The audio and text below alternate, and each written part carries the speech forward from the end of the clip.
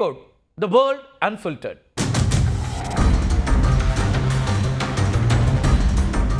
பாகிஸ்தானின் ராணுவ தளபதி அசீம் முனிருக்கு வெள்ளை மாளிகையில் மதிய விருந்து கொடுத்திருக்கிறார் அமெரிக்க அதிபர் டொனால்ட் ட்ரம்ப்.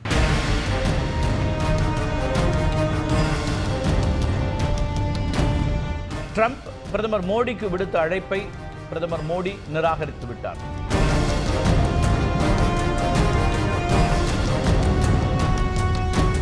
பாகிஸ்தானின் ராணுவ தளபதி அசீம் முனிருக்கு வெள்ளை மாளிகையில் மதிய விருந்து கொடுத்திருக்கிறார் அமெரிக்க அதிபர் டொனால்ட் ட்ரம்ப்.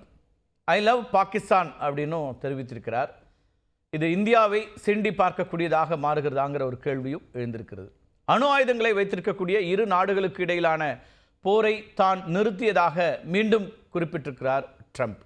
பாகிஸ்தான் தரப்பிலிருந்து முனீரும் இந்திய தரப்பிலிருந்து பிரதமர் மோடியும் போரை நிறுத்த நடவடிக்கை எடுத்ததாகவும் ட்ரம்ப் குறிப்பிட்டிருக்கிறார். கனடாவிலிருந்து இந்தியா திரும்பும்போது வாஷிங்டன் வர வேண்டும் அப்படின்னு ட்ரம்ப் பிரதமர் மோடிக்கு விடுத்த அழைப்பை பிரதமர் மோடி நிராகரித்து விட்டார். இந்தியா பாகிஸ்தான் இடையிலான போரை நிறுத்திய ட்ரம்ப்புக்கு அமைதிக்கான நோபல் பரிசு வழங்க வேண்டும் என முனீர் கூறிய பிறகு மதிய விருந்துக்கு அவரை ட்ரம்ப் அழைத்ததாக வெள்ளை மாளிகை தெரிவித்திருக்கிறது. ட்ரம்ப்புடைய முதல் ஆட்சியின் போது பாகிஸ்தானை வஞ்சகமான நாடு அப்படின்னும் பயங்கரவாதிகளுக்கு சொர்க்க பூமி அப்படின்னும் குறிப்பிட்டிருந்தார். ஆனால் தற்போது அதனை மாற்றி ஐ லவ் பாகிஸ்தான் அப்படின்னு சொல்லக்கூடிய இடத்திற்கு மாறி இருக்கிறார். பாகிஸ்தானுடைய இராணுவ தளபதி அசீம் முனீர் வாஷிங்டனில் இருக்கும்போதே பிரதமர் மோடியையும் ட்ரம்ப் அழைத்தது இந்தியா பாகிஸ்தான் நாடுகளுக்கு இடையே உள்ள பதற்றத்தையும் வரலாற்றையும் ட்ரம்ப் அறிந்து கொள்ளவே இல்லை என்பதை காட்டுவதாக அரசியல் நோக்கர்கள் குறிப்பிட்டாங்க. அமெரிக்க அதிபர்கள் வழக்கமாக மக்களால் தேர்ந்தெடுக்கப்பட்ட தலைவர்களை மட்டுமே சந்திப்பார்கள். இதற்கு முன்னால் பாகிஸ்தான் இராணுவ தளபதிகள் அயூப் கான், ஜியா உல் ஹக், பர்வேஸ் முஷாரஃப் ஆகியோரை அமெரிக்க அதிபர்கள் சந்தித்திருக்கிறார்கள். இதில் 1961ஆம் ஆண்டு அயூப் கான் அரசுமுறை பயணமாக அமெரிக்கா சென்று அப்போது அதிபராக இருந்த ஜான் கென்னடியை சந்தித்தார். அப்போது காஷ்மீர் பிரச்சனை குறித்து இருவரும் ஆலோசனை நடத்தினார்கள். பாகிஸ்தானோட ஆலோசனை நடத்தாமல் இந்தியாவுக்கு எந்த இராணுவ உதவியையும் செய்யக்கூடாது அப்படின்னு கென்னடியிடம் அயூப் கான் வலியுறுத்தியிருந்தார். இதற்கு கென்னடியும் ஒப்புக்கொண்டார். அயூப் கானுக்கு ஜார்ஜ் வாஷிங்டனில் மவுண்ட் வெர்னானில் மிகப்பெரிய ஒரு பிரம்மாண்டமான இரவு விருந்தும் அளிக்கப்பட்டது. அதுக்கு பிறகு 1962ஆம் ஆண்டு கென்னடியும் அயூப் கானும் தனிப்பட்ட முறையில் சந்தித்து கொண்டார்கள். 1977 முதல் 1988 வரை பாகிஸ்தானை ஆட்சி செய்த ஜெனரல் முகமது ஜியா உல் ஹக் அமெரிக்க அதிபர்கள் ஜிம்மி கார்ட்டர் மற்றும் ரொனால்ட் ரீகனை சந்தித்திருக்கிறார். 1980ஆம் ஆண்டு வாஷிங்டனில் ஜியா உல் ஹக் ஜிம்மி கார்ட்டரை சந்தித்து நீண்ட ஆலோசனை மேற்கொண்டார். இதற்கு முன்னதாக இராணுவ புரட்சி மூலம் ஆட்சியை கவிழ்த்ததால் பாகிஸ்தான் மீது அமெரிக்கா பொருளாதார தடைகளை விதித்திருந்தது. அந்த தடைகள்லாம் இந்த சந்திப்புக்கு பிறகு திரும்ப பெறப்பட்டன. தன்னுடைய பதவி முடிவுக்கு வந்த பிறகும் ஜியா உல் ஹக்குடன் ஜிம்மி கார்ட்டருடைய நட்புங்கிறது தொடர்ந்தது. அதுக்கு பிறகு மீண்டும் 1982ஆம் ஆண்டு அமெரிக்காவுக்கு பயணம் மேற்கொண்டார் ஜியா உல் ஹக். அப்போது அதிபராக இருந்த ரொனால்ட் ரீகனுடன் ஆப்கன் நெருக்கடி, இருதரப்பு உறவுகள் குறித்து விவாதித்திருக்கிறார். 2001 முதல் 2008 வரை பாகிஸ்தான் அதிபராக இருந்த பர்வேஸ் முஷாரஃப் அமெரிக்க இரட்டை கோபுர தாக்குதலுக்கு பிறகு அதிபர் ஜார்ஜ் டபிள்யூ புஷ்ஷை சந்தித்து பேசினார். பயங்கரவாதத்திற்கு எதிரான போராட்டத்தில் அமெரிக்காவை ஆதரிக்க வேண்டும் அப்படின்னு முஷரஃப்க்கு உத்தரவிட்டார் புஷ். இதற்கு பிரதிபலனாக பாகிஸ்தான் இராணுவத்திற்கு பல 100 கோடிகளை வாரி வழங்கியது புஷ் நிர்வாகம். பாகிஸ்தான் நடத்திய அணுகுண்டு சோதனை, பின்னர் அந்த நாட்டின் மீது அமெரிக்கா விதித்த பொருளாதார தடைகளையும் புஷ் நீக்கினார்.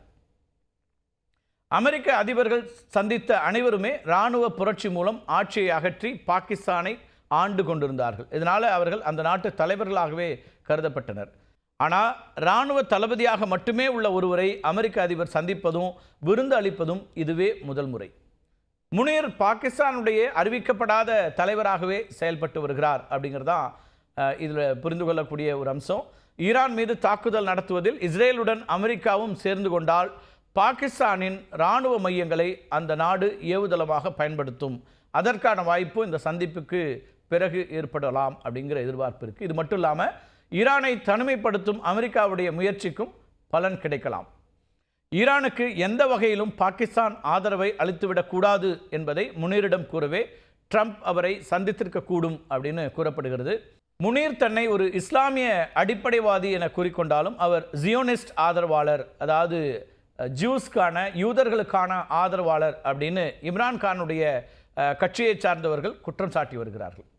ஈரானுக்கு எதிராக இஸ்ரேலின் நடவடிக்கையை முனீர் ஆதரிப்பதாகவும் அணு ஆயுதங்கள் வைத்திருக்கும் ஒரே இஸ்லாமிய நாடு பாகிஸ்தான் என்ற பெருமையை விரும்புவதாகவும் கூறப்படுகிறது. அமெரிக்காவில் நடைபெற்ற இஸ்ரேல் ஆதரவு குழுவினரின் மாநாட்டிலும் முனீர் பங்கேற்றதாக இம்ரான்கான் கட்சியினர் குற்றம் சாட்டியிருக்கிறார்கள். டொனால்ட் ட்ரம்ப்போட சந்திப்புக்கு, அதாவது டொனால்ட் ட்ரம்ப்போட முனீர் சந்திப்புக்கு ஏற்பாடு செய்த சஜித் தரார் இஸ்ரேலுடைய தீவிர ஆதரவாளர் அப்படிங்கிற தகவல்களும் வருகின்றன. ஈரானுக்கு நெருக்கடி ஏற்படுத்தவே ட்ரம்ப் முனீரை சந்தித்திருக்கலாம் அப்படின்னு கூறப்படுகிறது. எது எப்படி இருந்தாலும் இந்தியாவிலிருந்து இந்த சந்திப்பு என்பது அவ்வளவு எளிதாக எடுத்துக்கொள்ளப்படவில்லை. அதுவும் முனீர் அங்கே இருக்கக்கூடிய சூழலில், முனீரோடு ஒரு சந்திப்பு நடக்கக்கூடிய சூழலில் வாஷிங்டன் டிசியில் நம்முடைய பிரதமர் மோடியை சந்திப்பதற்கு ட்ரம்ப் அழைத்த நிலையில் அந்த அழைப்பை பிரதமர் மோடி நிராகரித்திருக்கிறார். அது மட்டும் இல்லை, இந்திய தரப்பிலிருந்து முதல் முறையாக இந்த போர் நிறுத்தத்தில், அதாவது பாகிஸ்தான் மீது தீவிரவாத முகாம்களை அழிப்பதற்காக நாம் நடத்திய தாக்குதல் இருக்கு இல்லையா, பெஹல்காமில் நம் நாட்டினர் மீது பாகிஸ்தானுடைய தீவிரவாத அமைப்புகள் வந்து ஒரு பெரிய அழிவை உண்டாக்கிய போது நம்முடைய இந்தியர்களை கொன்று குவித்ததற்கு பதிலடியாக நாம் பாகிஸ்தானில் இருக்கக்கூடிய தீவிரவாத முகாம்களை அழித்திருந்தோம். அதற்கான தாக்குதலை நடத்தினோம். இந்த தாக்குதல் நிறுத்தப்பட்டதில் வேறு எந்த நாட்டினுடைய தலையீடும் இல்லை அப்படிங்கிறத இந்தியா இப்போது அழுத்தம் திருத்தமாக தெரிவித்திருக்கிறது. அப்படிங்கிறதையும் இந்த இடத்துல நாம் பார்க்க வேண்டியிருக்கிறது. முதல் முறையாக இந்திய தரப்பிலிருந்து வெளிப்படையாக இதில் வேறொரு நாட்டினுடைய மத்தியஸ்தம் என்று எதுவும் இல்லை அப்படிங்கிறதும் அழுத்தம் திருத்தமாக சொல்லப்பட்டிருக்கிறது நம்ம குறிப்பிட்டு பார்க்குறோம். முனீரோட சந்திப்புங்கிறது அடிப்படையில் ஈரானுக்கு ஆதரவு நிலைப்பாட்டை பாகிஸ்தான் எடுத்துவிடக்கூடாது. அதே போல் ஈரானுக்கு எதிரான போரில் ஒருவேளை அமெரிக்கா நேரடியாக ஈடுபடக்கூடிய சூழலில் பாகிஸ்தானை தங்களுடைய பாதுகாப்பு படைகளுக்கான ஒரு தளமாக பயன்படுத்துவதற்கான ஒரு வாய்ப்பையும் அவர் ஏற்படுத்துகிறார் அப்படிங்கிற மாதிரி தான் இப்போது வரக்கூடிய தகவல்கள் வந்து கொண்டிருக்கின்றன. எப்படி இருந்தாலும் இந்தியா உன்னிப்பாக இந்த அமெரிக்காவுடைய நகர்வுகளை கவனித்து கொண்டிருக்கிறது அப்படிங்கிறதும் நம்முடைய அதிருப்தியை நாம் வெளிப்படுத்தியிருக்கிறோம். அல்லது நாம் இதில் இந்த சந்திப்பு, ஏன்னா ஒரு தேர்ந்தெடுக்கப்பட்ட தலைவரை சந்திப்பது என்பது வேறு, ஆனால் ஒரு நாட்டினுடைய இராணுவ தளபதியை சந்திக்கிறது அப்படிங்கிறது முதல் முறையாக நடந்திருக்கு. அமெரிக்க அதிபர், எந்த நாட்டினுடைய அதிபருமே இன்னொரு நாட்டினுடைய தலைவரை, தேர்ந்தெடுக்கப்பட்ட மக்கள் தலைவரை தான், மக்கள் பிரதிநிதியை தான் சந்திப்பாங்க. அது பிரதமரோ அல்லது குடியரசுத் தலைவரோ அந்த நாட்டினுடைய அதிகாரம் பொருந்திய ஒருவரை தான் சந்திப்பது வழக்கம். இராணுவ தளபதியை சந்தித்திருக்கிறார் டொனால்ட் ட்ரம்ப். இதுவும் அடுத்தடுத்து என்ன கட்டத்தை நோக்கி நகர்கிறது அப்படிங்கிறத நம்ம பொறுத்திருந்து தான் பார்க்க வேண்டும். மீண்டும் ஒரு காணொலியில் சந்திக்கலாம் நண்பர்களே. நன்றி, வணக்கம்.